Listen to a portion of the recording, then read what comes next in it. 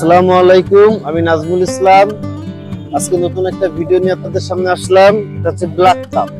এই black cup মাছটা আমরা অনেকে পুকুরে শামাক হয়ে যায়, যার কারণে পুকুরের গুণগত মান নষ্ট হয়, অন্যান্য মাছ তেমন বাড়তে চায় না।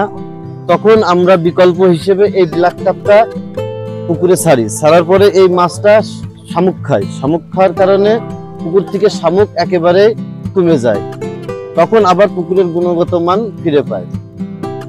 আমার কাছে প্রচুর পরিমাণে ব্ল্যাক কাপের কালেকশন আছে, বিভিন্ন সাইজের আছে। আপনাদের যার যে সাইজ লাগবে আপনারা উপরে দেওয়া স্ক্রিন নাম্বারে যোগাযোগ করতে পারেন, আপনাদের ঠিকানায় পৌঁছে দেওয়ার ব্যবস্থা।